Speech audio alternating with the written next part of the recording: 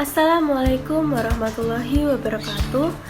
Perkenalkan, nama saya Rismawati dengan NIM 2020-1241-022 dari Prodi Pendidikan Bahasa dan Sastra Indonesia kelas A.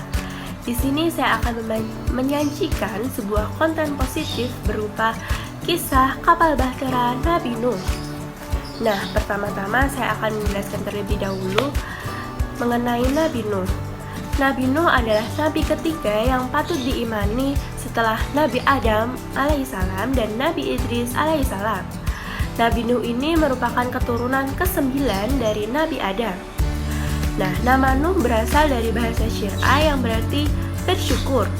Nabi Nuh juga mendapatkan gelar dari Allah Subhanahu wa Ta'ala sebagai Abdus Syakur, yang berarti hamba yang banyak bersyukur sesuai dengan surat Al-Isra ayat 3, yaitu anak cucu dari orang-orang yang kami bawa bersama Nuh. Sesungguhnya dia adalah hamba Allah yang banyak bersyukur. Bunyi tersebut terjemahan surat Al-Isra ayat 3. Nabi Nuh juga masuk ke dalam Rasul Ulul Azmi, yaitu Rasul dengan ketabahan dan keteguhan hatinya yang luar biasa.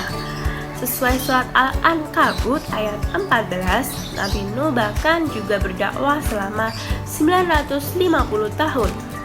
Nah, kisah awal mulainya di sini adalah suatu ketika Nabi Nuh diutus oleh Allah Subhanahu wa Ta'ala untuk menyerukan ajaran Allah pada umat Bani Rasid yang menyembah berhala berupa patung-patung, dan kezaliman saat itu juga tengah meningkat pesat. Dengan kesabaran dan keteguhan hati, Nabi Nuh tersebut mulai berdakwah kepada umat-umatnya. Dia mengajarkan untuk menyembah Allah dan meninggalkan maksiat dan berbuat kebaikan.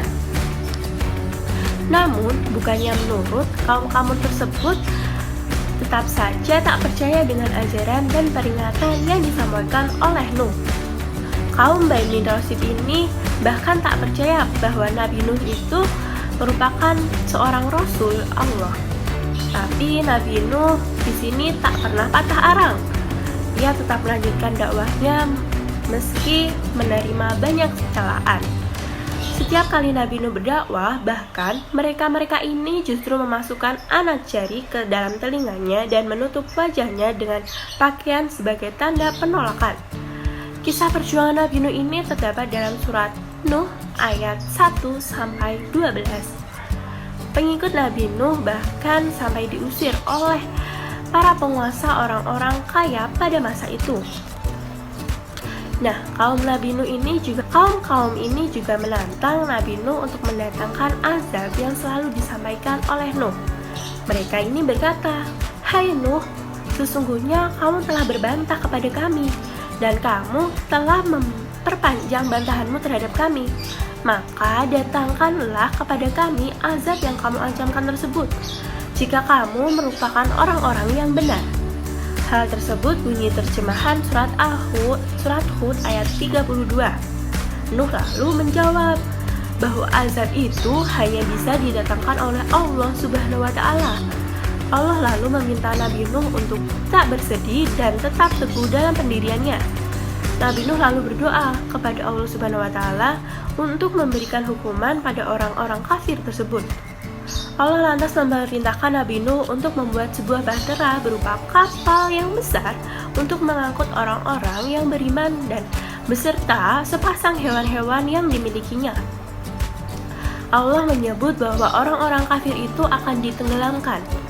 Atas perintah itu, Nabi Nuh mengumpulkan semua pengikut dan mereka hendak bergotong royong membuat bahtera dari kayu selama siang dan malam dalam beberapa tahun.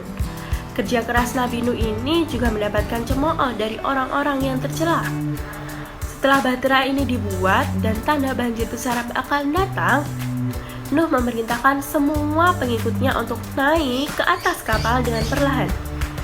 Dan suatu ketika, perlahan air bah pun mulai menggenang dan menenggelamkan daratan. Maka kami akan selamatkan Nuh dan orang-orang beserta di dalam kapal yang penuh muatan. Kemudian sesudah itu kami akan menenggelamkan orang-orang yang tinggal. Bunyi tersebut adalah surat Asy-Syura ayat 119 dan 120.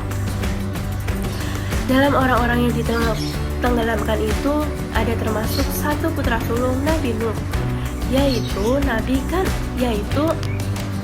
putranya yang bernama Kan'an dan istrinya yang durhaka.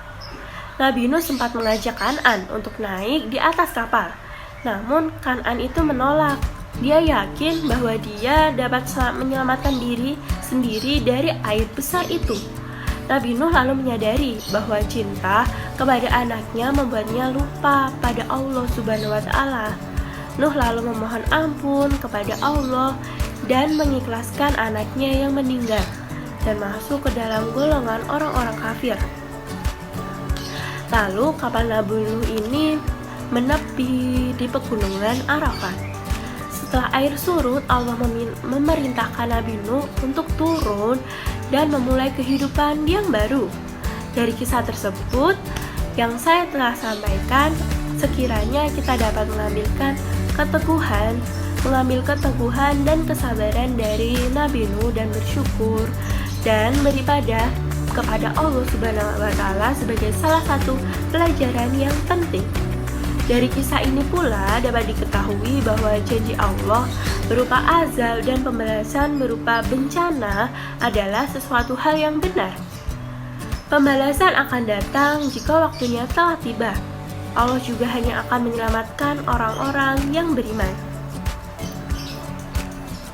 Sekian cerita konten positif mengenai kapal bahtera Nabi Nuh yang sudah saya sampaikan. Ada kurang dan lebihnya saya mohon maaf, dan jika ada kesalahan saya juga meminta maaf kepada teman-teman.